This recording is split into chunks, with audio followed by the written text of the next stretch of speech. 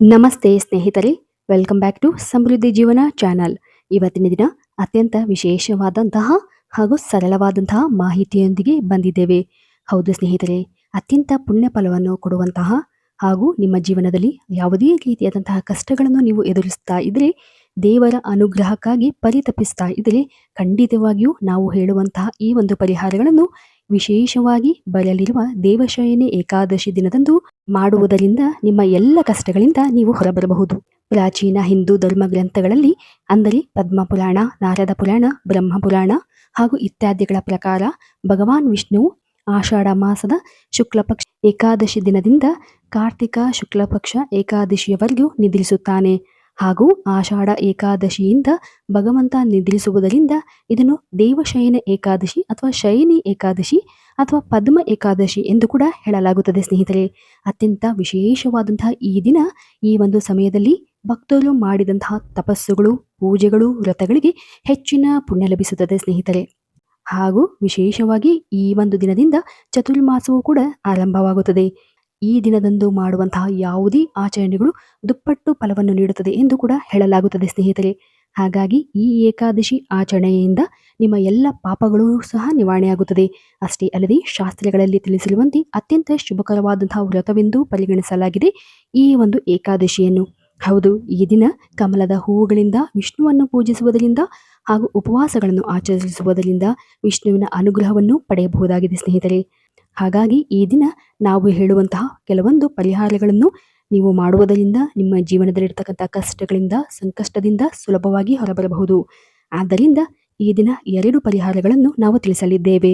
ಅದರಲ್ಲಿ ಕೊನೆಯ 2ನೇ ಪರಿಹಾರ ಅತ್ಯಂತ ಪವರ್ಫುಲ್ ಆಗಿರುವಂತಹ ಒಂದು ಉಪಾಯವಾಗಿದೆ.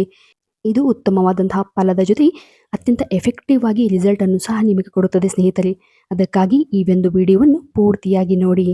ಹೌದು, ಈ ಒಂದು ಏಕಾದಶಿಯನ್ನು ಈ ವರ್ಷ ಜುಲೈ 6ರಂದು ಆಚರಿಸಲಾಗುತ್ತದೆ. ಈ ದಿನದಂದು ಭಕ್ತರು ಉಪವಾಸದ ಜೊತೆ ವಿಷ್ಣುವಿನ ಮಂತ್ರದ ಪಠಣೆ ಹಾಗೂ ವಿಷ್ಣುವಿನ ಸಹಸ್ರನಾಮವನ್ನು ಪಠಿಸುವುದರಿಂದ ತಮ್ಮ ಜೀವನದಲ್ಲಿ ಅಗಾಧವಾದಂತಹ ಲಾಭಗಳನ್ನು, ಪ್ರಯೋಜನವನ್ನು ಪಡೆಯಬಹುದಾಗಿದೆ ಸ್ನೇಹಿತರೆ. ಹೌದು, ವಿಷ್ಣುವಿನ ಅನುಗ್ರಹಕ್ಕಾಗಿ ನೀವು ಖಂಡಿತವಾಗಿಯೂ ಈ ದಿನ ಕನಿಷ್ಠ ಪಕ್ಷ ವಿಷ್ಣು ಸಹಸ್ರನಾಮವನ್ನು ಕೇಳಿದಲ್ಲಿ ಅಗಾಧವಾದಂತಹ ನೆಮ್ಮದಿ ನಿಮಗೆ ಲಭ್ಯವಾಗುತ್ತದೆ. ಈ ದಿನ ವಿಶೇಷವಾಗಿ ಕೆಲವೊಂದು ಪರಿಹಾರಗಳನ್ನು, ವ್ರತವನ್ನು ಹಾಗೂ ಉಪವಾಸಗಳನ್ನು ಮಾಡುವುದರಿಂದ ವಿಶೇಷವಾದಂತಹ ಫಲವನ್ನು ಪಡೆಯಬಹುದಾಗಿದೆ. ಆದರೆ ಯಾರಿಗೆ ಉಪವಾಸದ ವ್ರತವನ್ನು ಮಾಡಲು ಸಾಧ್ಯವಾಗಿಲ್ಲ ಎಂಬುದಾದರೆ ಈ ದಿನ ನಾವು ಹೇಳುವಂತಹ ಈ ಒಂದು ಪರಿಹಾರಗಳನ್ನು ಉಪವಾಸದ ಜೊತೆಯೂ ಕೂಡ ಮಾಡಬಹುದು, ಅಥವಾ ಉಪವಾಸ ಮಾಡದೆಯೂ ಕೂಡ ಈ ಒಂದು ಪರಿಹಾರಗಳನ್ನು ನೀವು ಮಾಡಬಹುದಾಗಿದೆ ಸ್ನೇಹಿತರೆ. ಇದರಲ್ಲಿ ಮೊದಲನೆಯ ಉಪಾಯ ಗೋಲ್ಡನ್ ರೈಸ್ ರೆಮಿಡಿ. ಹೌದು, ಅಕ್ಕಿಯಿಂದ ಮಾಡುವಂತಹ ಒಂದು ಸರಳ ಉಪಾಯ ಇದಾಗಿದೆ. ನಿಮ್ಮ ಜೀವನದಲ್ಲಿ ಇರ್ತಕ್ಕಂತಹ ಯಾವುದೇ ರೀತಿಯಾದಂತಹ ಹಣಕಾಸಿನ ಸಮಸ್ಯೆಗೆ ಈ ಒಂದು ಪರಿಹಾರವನ್ನು ನೀವು ಮಾಡಬಹುದು.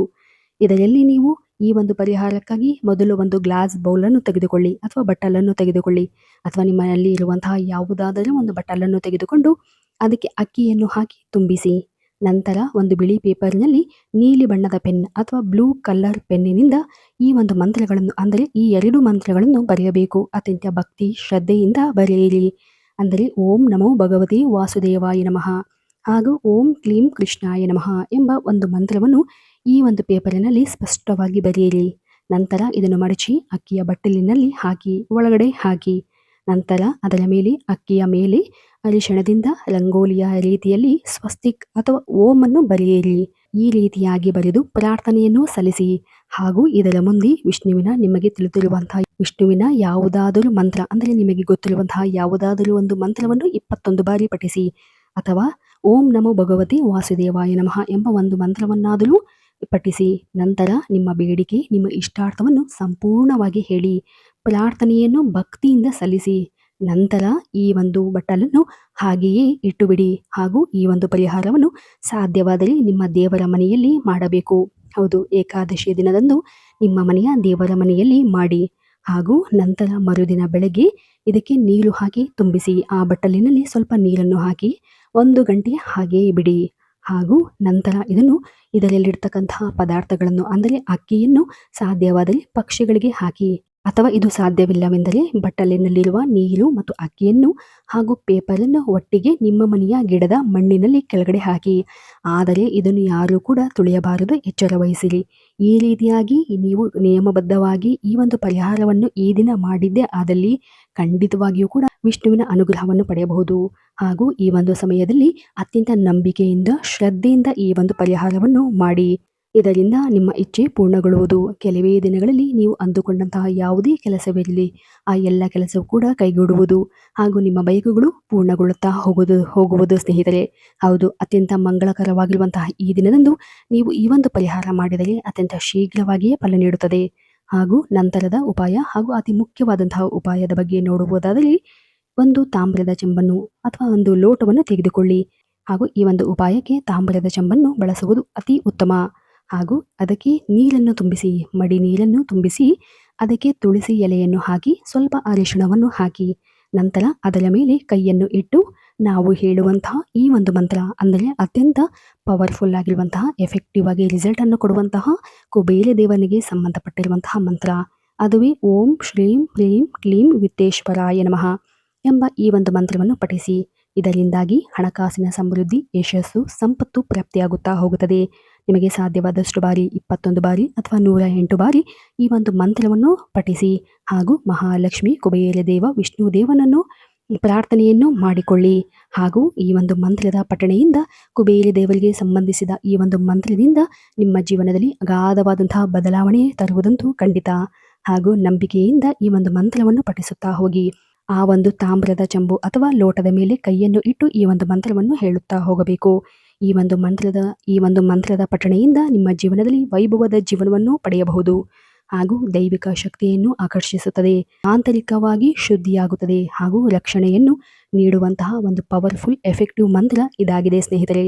ಹಾಗೂ ಈ ಒಂದು ಮಂತ್ರದಿಂದ ನಿಮ್ಮ ಜೀವನದಲ್ಲಿರ್ತಕ್ಕಂಥ ಕಷ್ಟಗಳಿಂದ, ಯಾವುದೇ ರೀತಿಯಾದಂತಹ ಹಣಕಾಸಿನ ಸಮಸ್ಯೆ, ಅತಿಯಾದಂಥ ಕಷ್ಟದಿಂದ ಒದ್ದಾಡ್ತಾ ಇದ್ರೆ ಖಂಡಿತವಾಗಿಯೂ ಈ ಒಂದು ಮಂತ್ರವನ್ನು ಈ ದಿನ, ಅದರಲ್ಲೂ ಏಕಾದಶಿ ದಿನದಂದು ಪಠಿಸಿದರೆ ಅತ್ಯುತ್ತಮವಾದಂತಹ ಪರಿಹಾರ ದೊರೆಯುತ್ತದೆ ಸ್ನೇಹಿತರೆ. ಈ ಒಂದು ಮಂತ್ರವನ್ನು ಪಠಿಸಿದ ನಂತರ ಸ್ವಲ್ಪ ನೀರನ್ನು ವಿಷ್ಣುವಿನ ಫೋಟೋ ಅಥವಾ ವಿಗ್ರಹಕ್ಕೆ ಸ್ವಲ್ಪ ಸಿಂಪಡಿಸಿ. ನಂತರ ಇದನ್ನು ನಿಮ್ಮ ಮನೆಯ ತುಳಸಿ ಗಿಡಕ್ಕೆ ಅರ್ಪಿಸಿ. ಇದರಿಂದ ಖಂಡಿತವಾಗಿಯೂ ಕೂಡ ನಿಮ್ಮ ನೆರವೇರುವುದು. ಆದರೆ ನೆನಪಿರಲಿ, ಈ ಒಂದು ನೀರು ತುಳಸಿ ಗಿಡಕ್ಕೆ ಅರ್ಪಿಸುವಾಗ ಯಾರು ಕೂಡ ತುಳಿಯಬಾರದು. ಹಾಗೂ ಈ ಒಂದು ಪವಿತ್ರವಾದಂತಹ ನೀರಿನಿಂದ ನಿಮ್ಮ ಜೀವನದಲ್ಲಿ ಅಗಾಧವಾದಂತಹ ನೆಮ್ಮದಿ, ಶಾಂತಿ ದೊರೆಯುತ್ತದೆ ಸ್ನೇಹಿತರೆ. ನಂಬಿಕೆಯಿಂದ ಮಾಡುವಂತಹ ಪ್ರತಿಯೊಂದು ಕೆಲಸದಲ್ಲಿಯೂ ಕೂಡ ಯಶಸ್ಸು ದೊರೆಯುತ್ತದೆ. ಆದರೆ ಅದಕ್ಕಾಗಿ ನಮಗೆ ಕಾಯುವಂತಹ ತಾಳ್ಮೆ ಇರಬೇಕು. ಖಂಡಿತವಾಗಿಯೂ ಗೆಲುವು ನಮ್ಮದೇ ಆಗಿರುತ್ತದೆ ಸ್ನೇಹಿತರೆ. ಅತ್ಯಂತ ವಿಶೇಷವಾಗಿ ಧಾರ್ಮಿಕವಾಗಿ ಮಂಗಳಕರವಾಗಿರುವಂತಹ ಈ ಒಂದು ಏಕಾದಶಿ ದಿನದಂದು ನೀವು ವಿಷ್ಣುವನ್ನು ಈ ರೀತಿಯಾಗಿ ಆರಾಧನೆ ಮಾಡುವುದರಿಂದ ನೀವು ಜೀವನದಲ್ಲಿ ನೆಮ್ಮದಿ, ಸಂಪತ್ತು, ಸಮೃದ್ಧಿಯನ್ನು ಕಾಣಬಹುದಾಗಿದೆ. ಹಾಗೂ ಈ ದಿನದಂದು ವಿಶೇಷವಾಗಿ ಸಂಕಲ್ಪದೊಂದಿಗೆ ವಿಷ್ಣುವಿನ ಪೂಜೆ ಮಾಡುವುದರಿಂದ ನಿಮ್ಮ ಎಲ್ಲ ಇಚ್ಛೆಗಳು ಪೂರ್ಣಗೊಳ್ಳುತ್ತದೆ ಸ್ನೇಹಿತರೆ.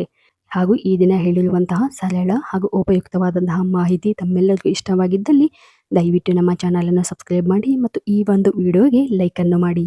ಧನ್ಯವಾದಗಳು.